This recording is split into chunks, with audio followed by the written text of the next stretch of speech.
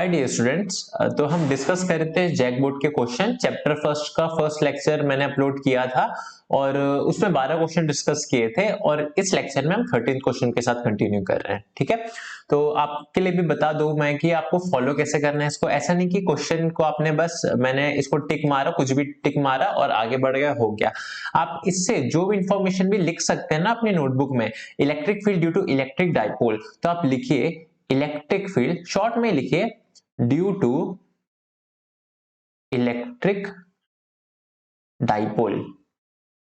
अपने नोटबुक में ऐसे करके लिखिए। ठीक है, कैसे होती है, इसका आंसर क्या है? इसका आंसर है E is inversely proportional to R cube. कैसे आया? फॉर्मूला मैं लिखवा देता हूं। E एट एक्सियल पॉइंट, आपको पता होगा ये अगर हमारे पास एक डाइपोल है, ठीक है, plus Q charge minus Q charge, ये वाली जो एक्सिस होती है ये, इसको बोलते हैं एक्सियल पॉइंट, और यहां पर जो होता है ये होता है इक्वेटोरियल पॉइंट, है ना। तो एक्सियल पॉइंट पे जो इलेक्ट्रिक फील्ड होती है, फॉर शॉर्ट डाइपोल लिखवा रहा हूं मैं, वो यहां पर लिख सकते हैं एट एक्सियल, वो कितनी होती है? 2 इंटू पी इंटू के अपॉन आर क्यूब। और इक्वेटोरियल पॉइंट पर, यानी कि यहां पर जो इलेक्ट्रिक फील्ड होती है due to short dipole, that is equal to P K by R cube, है ना।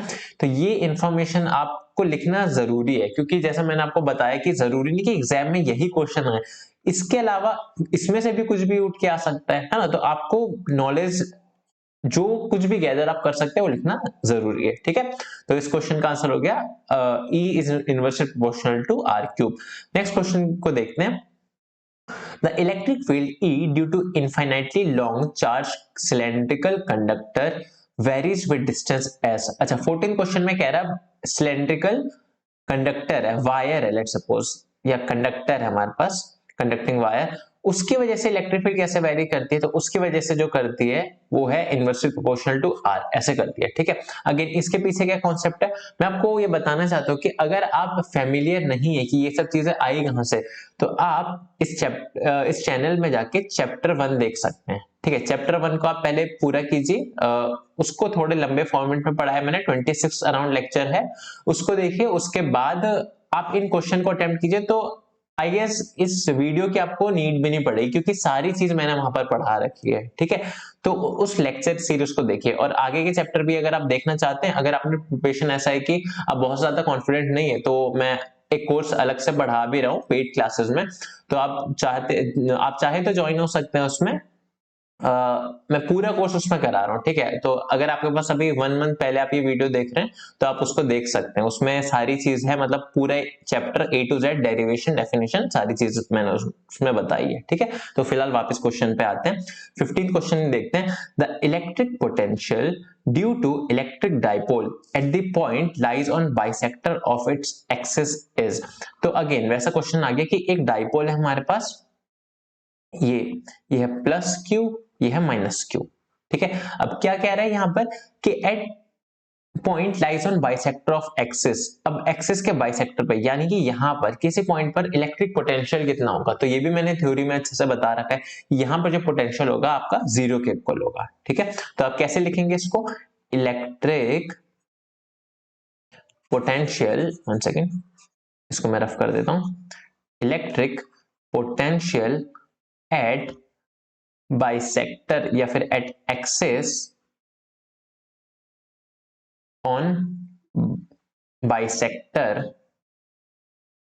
Of dipole is 0। ठीक है, 0 को। नेक्स्ट पॉइंट की तरफ बढ़ते हैं। Electric flux depends on, electric flux जो होता है आपका किस पे डिपेंड करता है? तो आपका इलेक्ट्रिक फ्लक्स, गॉस थ्योरम आपने पढ़ी होगी। गॉस थ्योरम में क्या है कि कोई भी बॉडी है, लेट्स सपोज स्फीयर मान लो, तो उसमें से टोटल फ्लक्स जो पास होगा इस बॉडी में से किसके इक्वल होगा? Phi is equal to Q by epsilon naught K. तो यहां पर ये कह रहा है फ्लक्स, इलेक्ट्रिक फ्लक्स किस पे डिपेंड करता है? Amount of charge enclosed by the enclosure, इसके अंदर कितना चार्ज है उस पे करता है। वैसे सही आंसर इसका यही है।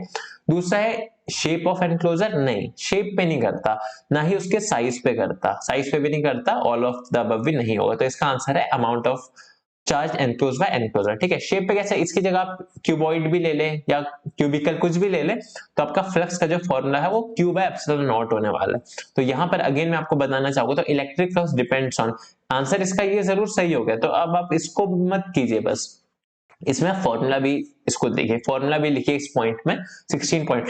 आप अपनी नोटबुक में पॉइंट 1 डालिए, पॉइंट 1 के क्वेश्चन में मैंने जो कुछ भी चीज एक्सप्लेन की है उसको लिखिए। वैसे ही पॉइंट 2, पॉइंट 3, पॉइंट 4 अब पॉइंट 16 पर है, ये क्वेश्चन भले 16 है लेकिन इसको आप पॉइंट वाइज करिए अपनी नोटबुक में, ठीक है। क्वेश्चन उतारने की जरूरत नहीं, पीडीएफ आप डिस्क्रिप्शन से ले सकते हैं इसका, लेकिन पॉइंट ये है कि इसके पीछे का इंफॉर्मेशन, जैसे कि ये चीज है, ये आप अपने नोटबुक में लिखिए, ठीक है।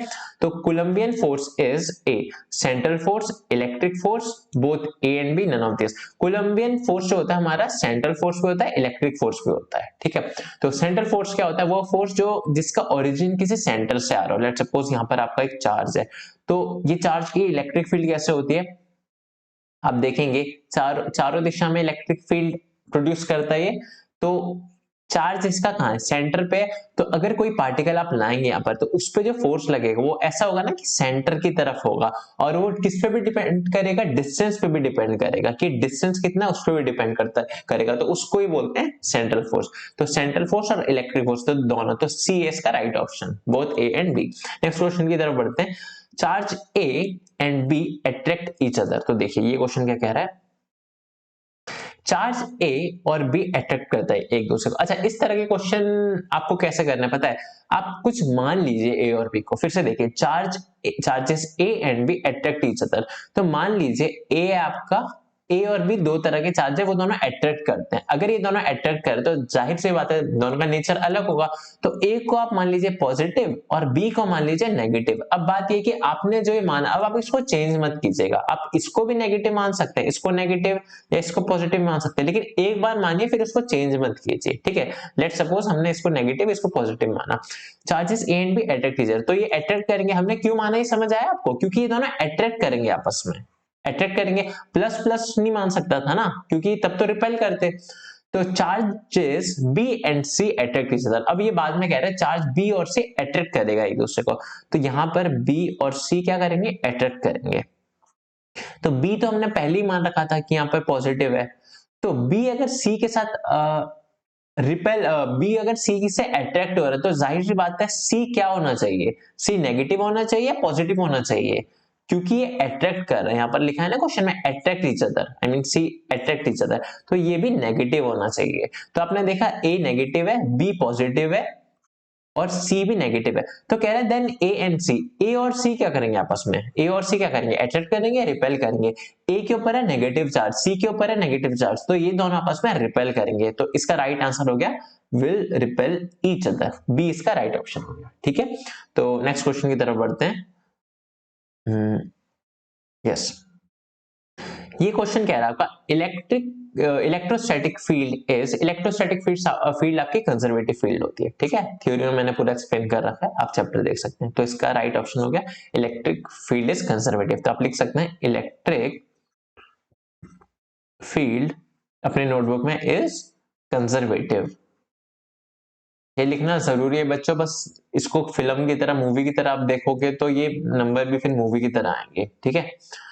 1 स्ट्रेट कूलम इक्वल कितना कूलम होता है, अच्छा ये ESC होती है, इलेक्ट्रोस्टैटिक यूनिट ऑफ चार्ज, ठीक है। 1 ESU किसके इक्वल होता है, तो 1 ESU जो आपका इलेक्ट्रोस्टैटिक यूनिट होता है, तो इसमें हम आप लिख सकते हैं 1 कूलम किसके इक्वल होता है, 3 × 10⁹ ESU के, ठीक है। ये रिलेशन है, इसको आप ध्यान में रखिएगा, ठीक है। ये है क्या, ये है CGS यूनिट, ठीक है। तो ऑफ चार्ज, तो 1 ESU पूछा है उसने, 1 ESU किसके इक्वल होगा, तो इसको इधर ले जाइए, जाहिर सी बात है। तो 1/3 × 10⁻⁹ कूलम, ये होगा आपका राइट आंसर। तो कूलम में पूछा, तो आपका डी आपका करेक्ट ऑप्शन हो गया। तो आपका ये है यहाँ पर कन्वर्जन फॉर्मूला, ये इसको ध्यान में रखिएगा, ठीक है। अगले क्वेश्चन की तरफ बढ़ते हैं। If distance of two charges from origin is increased, then the value of electrostatic force, ये कह रहा है कि अगर दो चार्जेस के बीच का जो डिस्टेंस है ओरिजिन से क्या होता है, इंक्रीज कर दिया गया, तो इलेक्ट्रोस्टैटिक फोर्स में क्या इफेक्ट पड़ेगा। लेट्स सपोज ये इस टाइप का कह रहा है कुछ, ये है आपका ओरिजिन, यहाँ पर है एक चार्ज और यहाँ पर है दूसरा चार्ज, तो इसको Q1 बोल दीजिए, इसको Q2 बोल दीजिए। इसके बीच का डिस्टेंस मान लीजिए D, ठीक है। ये कह रहा है distance of two charges from origin is increase. अब ओरिजिन से इन दोनों का डिस्टेंस हमने बढ़ा दिया, तो यहाँ पर लेट सपोज Q1 अब यहाँ आ गया और Q2 अब इसको बढ़ा के कर दिया इधर, यानी कि इधर आ गया। तो अब जो फोर्स होगा वो बढ़ेगा या घटेगा? तो जाहिर सी बात है, डिस्टेंस आपको फोर्स का फॉर्मूला पता है, F is equal to K Q1 Q2 by R square. हमने डिस्टेंस को बढ़ाया, आर को बढ़ाया, तो फोर्स घट जाएगा। ठीक है, तो इसका आंसर होगा बी। नेक्स्ट क्वेश्चन कह रहा है force between two charge particle situated at distance. ये इंपॉर्टेंट क्वेश्चन है, ठीक है। 22 क्वेश्चन जो है ये इंपॉर्टेंट है, इसको सीखिए आप कैसे होगा। क्वेश्चन कह रहा है force between two charge particle situated at a distance is F. Actually 23 भी इंपॉर्टेंट, 23 ज्यादा इंपॉर्टेंट है, ठीक है। 22 भी देख लीजिए। Force between two charge particle situated at a distance is F. दो चार्ज पार्टिकल है, किसी डिस्टेंस पे रखा है, तो उनके बीच में फोर्स है, वो लग रहा है F। If distance between the two is made half. अब इनके बीच की पहले दूरी थी D, अब कह रहा है कि इनके बीच की जो दूरी है वो घटा के हमने कितने कर दिया, घटा के कर दिया D/2, यानी कि कर दिया ये D/2 हो गया। ठीक है, तो अब बताइए फोर्स कितना होगा। तो ये क्वेश्चन अच्छा होगा, आप खुद ट्राई करेंगे। क्यों? क्योंकि ऐसा ही question I guess third question था, पिछली वीडियो में जाके देखिए। थर्ड क्वेश्चन में ऐसा था कि उसने डिस्टेंस चेंज किया था, तो बताना था फोर्स कैसे चेंज होगा। तो जाहिर सी बात है, ऐसे क्वेश्चन में आपको क्या करना है, इस तरह के कोई भी क्वेश्चन आए, आपको एक चीज करनी है, पहले लिखना है फोर्स का formula, F is equal to K Q1 Q2 upon R square. बदला क्या क्या यहाँ पर चेंज क्या क्या हुआ है? क्या आप बता सकते हैं क्या क्या चीज यहाँ पर बदली गई है? यहाँ पर Q1 को बदला है? नहीं, Q1 को नहीं बदला। Q2 को बदला है? Q2 को भी नहीं बदला। क्या बदला है? केवल डिस्टेंस बदला है दोनों के बीच का, और डिस्टेंस के बदलने से ही फोर्स बदला है, बाकी चीज तो सेम है। तो यहाँ पर हम क्या बोल सकते हैं कि 1 सेकेंड, यस, तो यहां पर हम बोल सकते हैं कि केवल डिस्टेंस बदला है, तो हम ऐसे लिख सकते हैं F dash is equal to K Q1 Q2 upon R dash का स्क्वायर। और नया डिस्टेंस क्या था? पुराना डिस्टेंस था D, तो यहां पर आप कर दीजिए D कर दीजिए, कोई दिक्कत नहीं। तो नया डिस्टेंस D डैश का स्क्वायर हो जाएगा।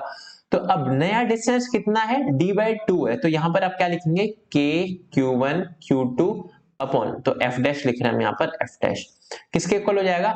D डैश क्या है? D/2, तो इसका स्क्वायर कर दीजिए, D/2 का स्क्वायर, और ये आ जाएगा आपका 4 into K Q1 Q2 upon D square. 4 कहां से आया? देखिए इसका स्क्वायर है, जब आप खोलेंगे तो ये मैंने स्क्वायर खोला, तो ये स्क्वायर हो गया और नीचे हो गया 4, फिर 4 जाएगा ऊपर मल्टीप्लीकेशन में।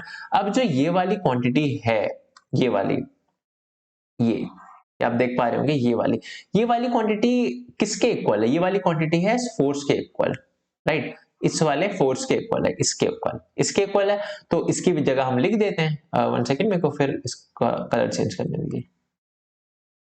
हाँ, इसकी जगह हम लिख सकते हैं, तो यानी कि F डैश आपका किसके इक्वल हो जाएगा? 4 इंटू एफ के, 4 इंटू एफ के, ये हो गया। तो राइट ऑप्शन आपका ए करेक्ट है। समझ आया? इस तरह के क्वेश्चन को आप प्रैक्टिस कीजिए, ठीक है, कि कभी एक चार्ज बदल दिया, कभी दोनों को बदल दिया, कभी डिस्टेंस बदल दिया, कभी फोर्स बदल दिया। ठीक है, मैंने ये क्वेश्चन क्लास में भी करवा रखे हैं। तो नेक्स्ट क्वेश्चन की तरफ बढ़ते हैं। In the figure if net force on Q is, ये देखिए यहाँ पर कैपिटल Q की बात कर रहा है। इस फिगर में net force on Q is 0, इसके ऊपर जो नेट फोर्स है वो कितना है? 0 होता है। हमको वैल्यू बतानी Q/Q की। अब इस टाइप का क्वेश्चन आपके एग्जाम में आ सकता है, ठीक है, ये क्वेश्चन इंपॉर्टेंट है, तो मैं इसको रफ कर देता हूं। देखिए ये क्वेश्चन कह रहा है in the figure if net force on Q is 0, F Q के ऊपर जो नेट फोर्स है वो 0। तो देखिए यहाँ पर क्या होगा, ये आपका ऐसा कुछ है, ये Q, यहाँ पर जो डिस्टेंस है R है, ये भी R है, तो ये स्क्वायर है आपका, ठीक है। यहाँ पर ये Q और ये भी Q, ठीक है। और अच्छा, अब जो इतना क्वेश्चन में आपको दे रखा है, और क्या बोला है कि इसके ऊपर कोई भी आप ले लीजिए, दोनों में से कोई भी एक ले लीजिए, इसके ऊपर जो नेट फोर्स है, net force on Q is 0। तो आपको पूछा है कि Q/Q क्या होगा। तो ये भी क्वेश्चन बहुत ज्यादा सिंपल है। देखिए आप किसी एक चार्ज को ले लीजिए, यहाँ पर इस क्यू के ऊपर कौन कौन फोर्स लगाएगा, इस क्यू के ऊपर फोर्स कौन कौन लगाएगा, देखिए कौन कौन लगाएगा। एक ये वाला क्यू लगाएगा, क्योंकि हमने सारे पॉजिटिव बनाए हैं, राइट, पॉजिटिव बनाए तो ये इधर हो गया। ये वाला किधर लगाएगा, ये इधर लगाएगा, है ना, यानी कि ये इधर लगाएगा। ये वाला किधर लगाएगा, ये भी रिपल्सिव है तो पॉजिटिव है, तो पॉजिटिव पॉजिटिव को रिपेल करेगा तो इधर लगाएगा। लेकिन अब एक एनालिसिस देखिए आप, यहां पर अगर सारे चार्जेस सेम मैग्नीट्यूड के हुए, सेम मैग्नीट्यूड नहीं सेम डायरेक्शन के हुए, तो इसके ऊपर कभी फोर्स जीरो हो ही नहीं सकता, कभी जीरो नहीं हो सकता। इसका मतलब जाहिर सी बात है कि ये वाले जो Q और Q चार्जेस है वो होगा आपका नेगेटिव नेचर का, ठीक है। इसका मतलब ये होता है ना, ये क्वेश्चन को रिवर्स तरीके से समझा जाता है, जैसे मैंने अभी बताया, मैं चाहता तो आपको यहाँ पर माइनस लेके समझा सकता था, लेकिन आपके मन में सवाल आता कि माइनस ही क्यों लिया, है ना। अब क्योंकि यहाँ पर आप देखिए कि ये जो तीन फोर्सेस आ रहे हैं, यहाँ पर तीन फोर्सेस जिस तरह से हैं, एक ये एक ये एक ये तीनों मिलके कभी जीरो बना ही नहीं सकते, कभी नहीं बना सकते। कब बना सकते हैं जीरो, किस सिचुएशन में जीरो बनेगा, अगर यहाँ पर ये नेगेटिव हो जाए, तो इसका मतलब जो ये वाला इधर था वो एरो किधर होगा, वो इधर होगा, और ये वाला भी नेगेटिव हो जाए तो ये एरो आपको बनेगा इधर, ठीक है। तो इन दोनों का रिजल्टेंट आएगा इधर, जो कि ये और ये दोनों जो रिजल्टेंट है, ये दोनों कैंसिल आउट करेंगे, तभी जीरो बन पाएगा, ठीक है। क्लियर है चीजें। तो वापस आते हैं अपने एनालिसिस पे कि कैसे हम इसको करेंगे। तो देखिए अब इसके ऊपर नेट फोर्स हम कैसे लिखेंगे वो लिखना सीखिए। देखिए नेट फोर्स ऑन क्यू, आप पॉइंट के नाम भी दे सकते हैं, ए बी सी और ये डी। क्यू के ऊपर नेट फोर्स जो है वो कितना होगा, राइट। क्यू के ऊपर जो नेट फोर्स है कैसे लिखेंगे, सबसे पहले इस क्यू जो V की वजह से यानी कि माइनस क्यू की वजह से लगा रहा है तो इसको लिख लीजिए। तो F net on Q, F net on Q, तो वैसे तो वेक्टर साइन में लिखना चाहिए क्योंकि फोर्स एक वेक्टर क्वांटिटी है, तो ये किसके इक्वल हो जाएगा, K Q Q बाय ये वाला डिस्टेंस कितना हो गया R, तो R स्क्वायर। ये वाला वेक्टर साइन आप कैसे कर सकते हैं, ये हो गया I कैप, ये वाला हो गया J कैप। अगर आपको इतना वेक्टर आना चाहिए बच्चों, अगर नहीं आया तो इस चैनल में मैंने बेसिक ऑफ मैथमेटिक्स नाम से एक वीडियो होगी, वो अपलोड करके उसमें आप देखेंगे कि मैंने पूरा बेसिक पढ़ा रखा है, क्लास 12 में जितनी भी बेसिक मैथमेटिक्स लगती है, डिफरेंशिएशन इंटीग्रेशन सारी चीजें हैं उसमें। तो के क्यू बाय आर स्क्वायर, इसकी डायरेक्शन किधर है, फोर्स की डायरेक्शन है इधर, ठीक है। तो ये कितना हो जाएगा आपका माइनस आई कैप, ठीक है, फोर्स की डायरेक्शन इधर। अब क्या है, इसकी वजह से हम लेंगे, क्यू की वजह से है ऊपर, ऊपर यानी कि जे ऊपर, तो वो क्या हो जाएगा, K Q Q by R square in J cap, ठीक है, ये हो जाएगा। तो इन दोनों की वजह से निकालते हैं पहले, ठीक है, इन दोनों की वजह से क्या आएगा वो निकालते हैं। तो देखिए ये किसके इक्वल आ गया, कि Q Q by R square, ये कुछ कॉमन आ गया, देखिए ये पूरा कॉमन आ गया इन दोनों में से, तो बचा क्या, आई कैप या फिर जे कैप माइनस आई कैप। लेकिन हमको चाहिए मैग्नीट्यूड, इसकी डायरेक्शन, ये पता है जे माइनस आई कैप क्या है, ये आपका इसका मैग्नीट्यूड तो है, डायरेक्शन भी दिखा रहा है, यानी कि आपका इसका कैसे होगा, ये इसकी डायरेक्शन होगी कुछ इस तरह से, ठीक है। आई के ऊपर माइनस साइन है यानी कि आई आपका ऐसे करके और जे आपका ऐसे, ठीक है। तो ये हो गया इस पे डायरेक्शन फोर्स की। अब क्या है, अब ये ऐसा है कि इसका हम निकालेंगे मैग्नीट्यूड, तो मैग्नीट्यूड कैसे निकालेंगे, एफ नेट का मैग्नीट्यूड ड्यू टू क्यू, ठीक है, एफ नेट यहां पर किसके इक्वल हो जाएगा, इसका मैग्नीट्यूड। देखिए इसका मैग्नीट्यूड कैसे निकालेंगे, इसका जो मैग्नीट्यूड होगा F naught on Q due to Q, ठीक है, किसके इक्वल होगा, अंडर रूट 1 स्क्वायर प्लस -1 का स्क्वायर, तो ये आ जाएगा √2 के ऊपर, तो यानी कि ये हो गया √2 K Q Q by R square, ठीक है, ये हो गया।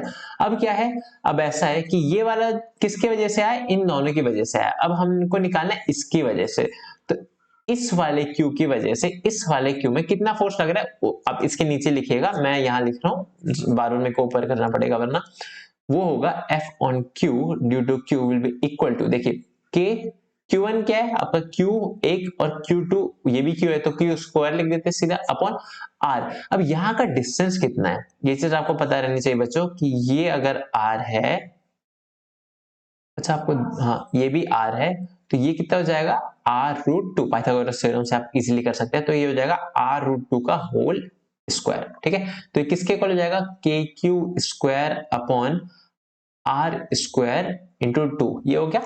तो अब देखिए, अब क्योंकि नेट फोर्स था 0, तो यानी कि ये वाला फोर्स और ये वाला फोर्स का जो मैग्नीट्यूड होगा वो बराबर होगा, डायरेक्शन तो अपोजिट होगी लेकिन मैग्नीट्यूड होगा बराबर, राइट। तो मैग्नीट्यूड अगर बराबर होगा तो हम लिख सकते हैं यहां पर कि F on Q will be equal to F on Q due to Q।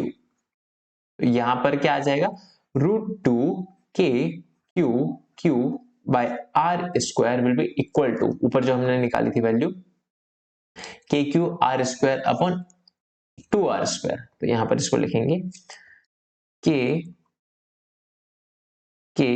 q square upon r², यहां पर 2 भी था, राइट। तो कुछ कैंसिल होता हुआ दिख रहा है, हाँ यहां पर आप देख सकते हैं कि कुछ कैंसिल हो रहा है। क्या क्या, k कैंसिल हो गया, एक q कैंसिल हो गया, r से r² कैंसिल हो गया, तो बचा क्या, बचा आपका ये, यानी कि आप लिख सकते हैं कि q अपॉन q, इसको इस q को ले जाइए इधर, वो किसके इक्वल होगा, ये हो जाएगा आपका 2√2 के इक्वल, 2√2। तो आपका आंसर हो जाएगा बी। ठीक है, आपको ऐसे करना है क्वेश्चन सॉल्व। और भी तरीके से आप कर सकते थे, मतलब आप अगर इनफ प्रैक्टिस है, आपको एग्जाम में इतना बड़ा करने की जरूरत नहीं, आपके पास अगर इनफ प्रैक्टिस है तो आप जानते होंगे मैंने जिस तरह से सॉल्व करा है कि हर बच्चे को समझ आ जाए। लेकिन जनरली क्या होता है, आप कैसे कर सकते हैं, आप ऐसे सॉल्व कर सकते हैं कि इसका और इसका रिजल्टेंट आपको सीधा सीधा पता है, उसका फॉर्मूला होता है √2 k q बाय r², ये होता है। ठीक है, और ये वाला किसके बराबर होगा, इसकी वजह से, यानी कि kq² अपॉन 2r²। ठीक है, डायरेक्ट हमने लिख दिया। ठीक है, तो ये था, ऐसे आप अप्रोच कर सकते हैं। ये रहा आपका फाइनल आंसर। अगले क्वेश्चन की तरफ बढ़ते हैं। When a body is charge, जब किसी बॉडी को चार्ज करते हैं तो उसका मास इंक्रीज होता है, डिक्रीज होता है, सेम रहता है, या इंक्रीज और डिक्रीज दोनों हो सकते हैं। इसके पीछे का कॉन्सेप्ट क्या है, मैंने ऑल्दो एक्सप्लेन कर रखा है, लेकिन मैं फिर से एक्सप्लेन कर देता हूँ। देखिए, कोई भी बॉडी है वो चार्ज किस वजह से होती है, इलेक्ट्रॉन के डालने से, इलेक्ट्रॉन निकालने से। प्रोटॉन में कभी कोई छिड़कानी नहीं करनी होती। ठीक है, तो कोई बॉडी है, लेट्स सपोज आपके पास ये है बॉडी ए, ये है बॉडी बी।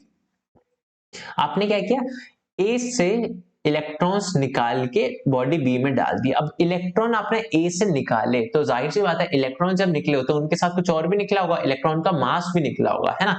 तो जिससे आपने इलेक्ट्रॉन निकाला तो उस बॉडी पे कौन सा चार्ज आएगा, उस बॉडी पे आएगा पॉजिटिव चार्ज। तो ए पे आएगा positive charge, positive.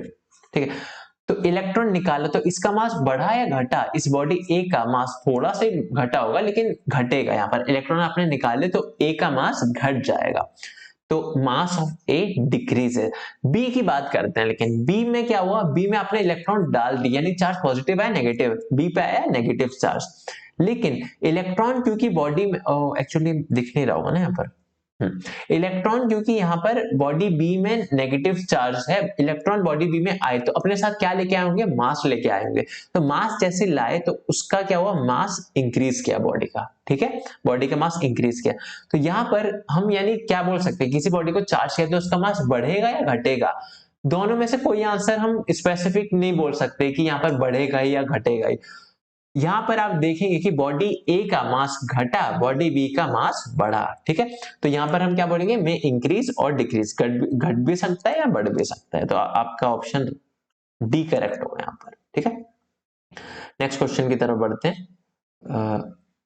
Yes, next question कह रहा है आपका कि equal charges q each is placed at the four corners of a square of side A.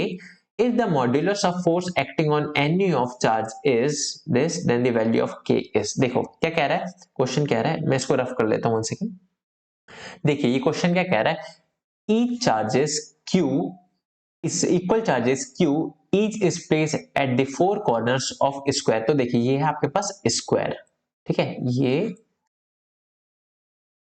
ऐसा कुछ है स्क्वायर। यहां पर आपने 4 कॉर्नर्स पे रखे 4 charges, Q Q Q Q। Square की साइड दे रखी है हमको A A। ठीक है, आपको एक पता होगी स्क्वायर हो तो चारों साइड इसकी बराबर होगी, राइट। तो यहां पर एक चीज जो आपको नॉलेज के लिए रखनी है आपके पास वो ये कि अगर कोई स्क्वायर है तो उसमें जो ये डायगोनल होता है ये वाली, इसकी लेंथ कितनी होती है, वो होती है a√2। कहां से आया, पाइथागोरस थ्योरम से, ठीक है, a√2 होती है। अब क्या है, अब ऐसा है कि ए ये रहा, हमारे पास बोला गया है कि इसके ये फोर्स किसके इक्वल है, किसी भी एक चार्ज के ऊपर फोर्स किसके इक्वल है, हमको वैल्यू दे रखी है 1/4 pi epsilon not into Q square upon A square into में के। तो ये बोला गया है कि बताइए के की वैल्यू क्या होगी, ठीक है। तो आपको कुछ नहीं करना, फोर्स निकालना है। अब हमको क्योंकि बोला गया कि चारों चार्जेस बराबर है, तो यानी कि चारों पॉजिटिव नेचर के होंगे, तो पिछले क्वेश्चन का जस्ट आप कह सकते हैं उल्टा है, ठीक है। कैसे, कोई भी एक चार्ज देखिए, इस चार्ज को लेते हैं, इस चार्ज के ऊपर मैंने जैसे यहाँ बनाया, कितने फोर्सेस लग रहे हैं, एक ये लगा रहा है, ये वाला चार्ज इधर लगा रहा है, एक ये वाला लगा रहा है, ये वाला किधर लगा रहा है, नीचे की तरफ, सॉरी अट्रैक्टिव ये है ना, तो ये रिपेल करेगा क्योंकि सेम चार्ज है। तो यहाँ पर ये लगा रहा है, ये वाला चार्ज लगाएगा ऊपर की तरफ, और ये वाला चार्ज जो डायगोनल में वो कुछ ऐसे लगाएगा, तो हमको ये दिखेगा ऐसे, ठीक है। तो अब नेट फोर्स कैसे निकालेंगे, पहले देखिए ये वाला, इसको आप नाम दीजिए F1, इसको नाम दे दीजिए F2 और इसको नाम दे दीजिए F3। तो F नेट, इस चार्ज के ऊपर नेट फोर्स कितना होगा, F net will be equal to F1 vector plus F2 vector plus F3 vector. क्योंकि फोर्स एक वेक्टर क्वांटिटी है तो कभी भी डायरेक्टली ऐड मत कीजिएगा, पूरा आंसर गलत हो जाएगा, ठीक है।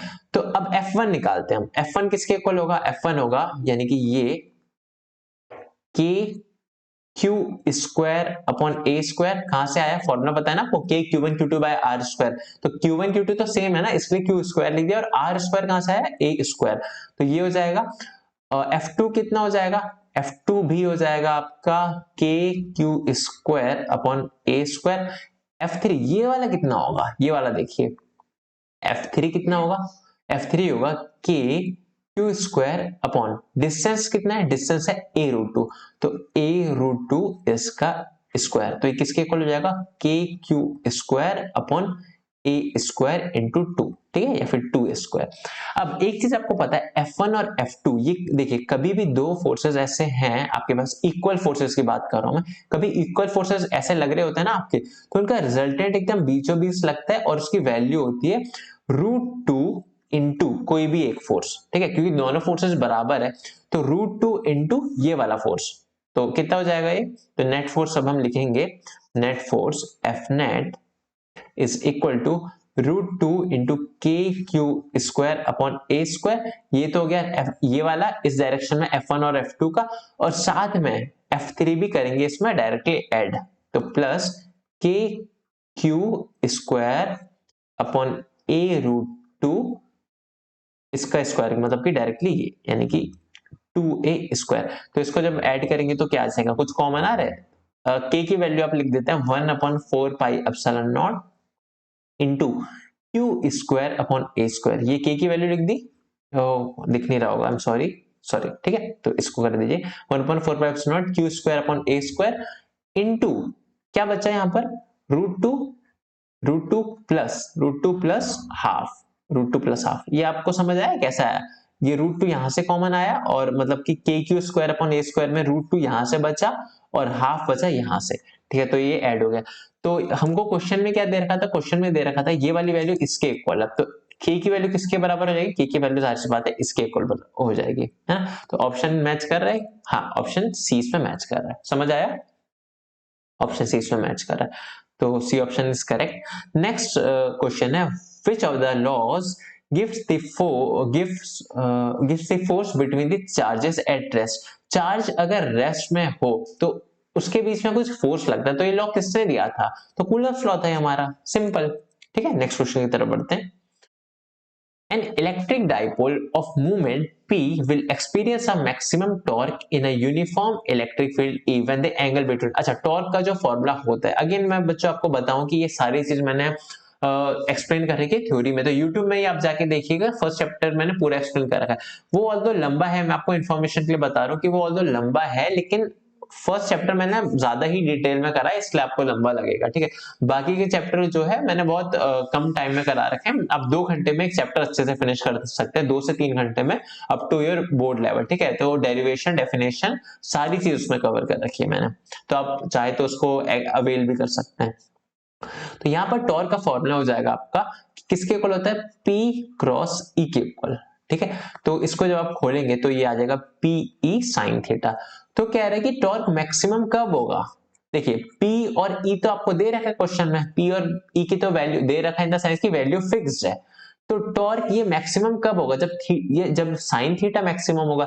साइन थीटा की मैक्सिमम वैल्यू क्या होती है, तो साइन थीटा की मैक्सिमम वैल्यू किसके इक्वल होता है, 1 होता है। कब होता है, जब आपका थीटा इक्वल हो 90 डिग्री के, ठीक। तो इसका राइट ऑप्शन हो जाएगा बी, 90 डिग्री, ठीक है। नेक्स्ट क्वेश्चन की तरफ बढ़ते हैं। A surface encloses an electric dipole. एक सरफेस है, कोई सरफेस है, एनक्लोज मतलब कैद करके रखना। तो एक सरफेस है, उसके अंदर है इलेक्ट्रिक डाइपोल। इलेक्ट्रिक डाइपोल आपको पता है प्लस क्यू माइनस क्यू। तो the total electric flux over the surface is, पूरे सरफेस से टोटल इलेक्ट्रिक फ्लक्स कितना होगा तो बताना है। तो जाहिर सी बात है, बहुत आसान है क्वेश्चन भी। हमने गॉस थ्योरम में पढ़ा है, जो फ्लक्स होता है किसके इक्वल होता है, Q बाय एप्सिलॉन नॉट के। Q एनक्लोज लिख सकते हैं, Q नेट लिख सकते हैं आप। तो डाइपोल का नेट चार्ज कितना होता है, इलेक्ट्रिक डाइपोल का नेट चार्ज कितना होता है, प्लस क्यू माइनस क्यू, कितना हो गया, 0, यानी कि हो जाएगा 0 अपॉन एप्सिलॉन नॉट, यानी कि 0। तो राइट ऑप्शन हो गया इसका बी, ठीक है। ये क्वेश्चन था। अगला क्वेश्चन कह रहा है, the electric field intensity at infinite distance from an electric charge is, electric field intensity at infinite distance कह रहा है ना, infinite मतलब बहुत दूर, वो कितनी होगी। तो आपको इलेक्ट्रिक फील्ड का फॉर्मूला पता है, के क्यू बाय आर स्क्वायर। अगर आप इसको इनफाइनाइट कर दे कि आपका आर अप्रोचेस टू इनफाइनाइट है, तो आपका इलेक्ट्रिक फील्ड ई ये किधर होगा, ये 0 की तरफ होगा, क्योंकि नीचे वाले को आप बहुत बड़ा कर दे रहे हैं, इनफाइनाइट की तरफ अप्रोच कर रहा है, तो आपका इलेक्ट्रिक फील्ड 0 की तरफ अप्रोच करेगा। तो इसका राइट ऑप्शन हो गया 0, ठीक है।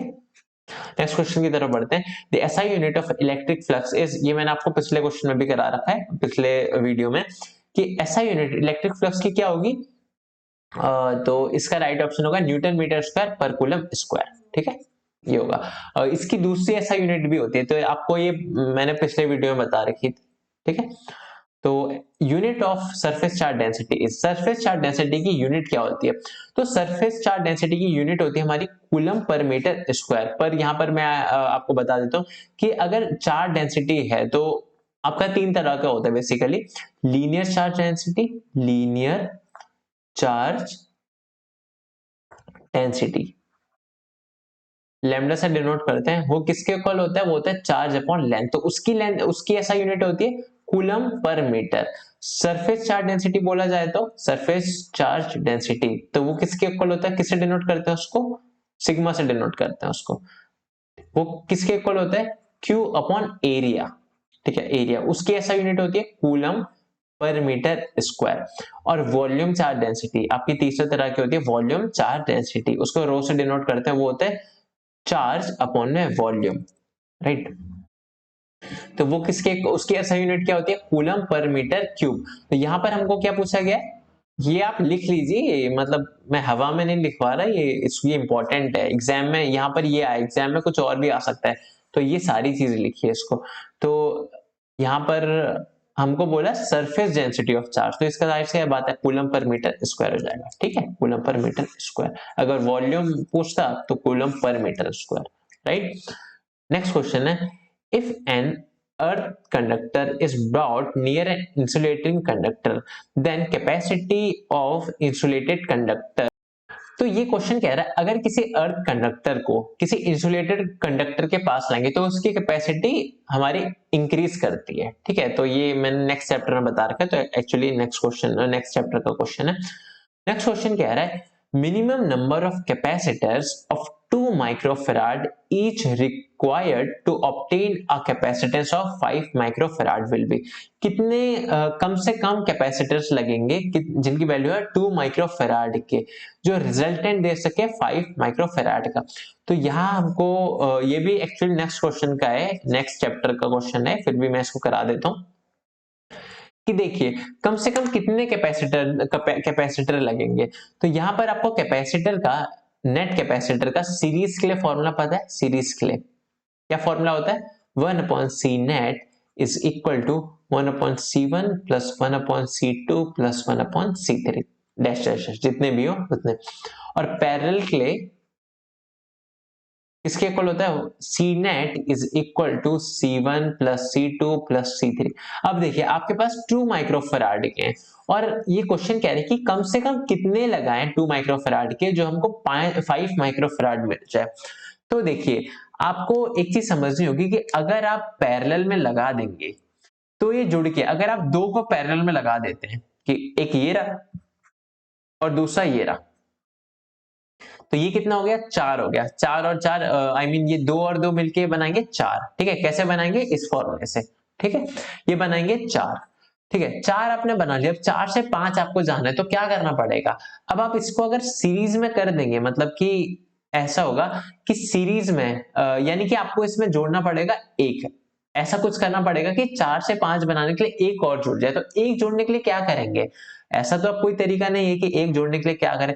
तो आपको क्या करना पड़ेगा, एक चीज करनी पड़ेगी, एक का बनाना पड़ेगा पहले। एक माइक्रोफराड कैसे बनाएंगे आप, एक माइक्रोफराड, अब देखिए सीरीज का फॉर्मूला देखिए, आपने थ्योरी में पढ़ा होगा या नहीं पढ़ा तो आप देख सकते हैं चैप्टर जो मैंने एक्सप्लेन किया है, कि अगर आपके पास इक्वल कैपेसिटेंस है, तो जैसे कि 2 माइक्रोफराड की इक्वल कैपेसिटेंस है, और उसको क्या होगा, उसको अगर आप कह सकते हैं कि आपने 2 लगाए तो वो हो जाएंगे एग्जैक्टली आधे। अगर आप 3 लगाते हैं तो ये 3 हो जाता है। तो C/N होता है उसका जनरल फॉर्मूला, कि आप 4 को अगर सीरीज में लगा दीजिए तो इसका ये हो जाएगा।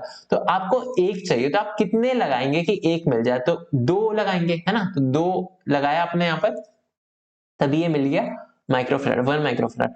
तो 1 माइक्रोफराड आपका ये रहा, यानी कि ये कुछ ऐसे, और इसको आप लगाएंगे विद पैरेलल लाइक दिस।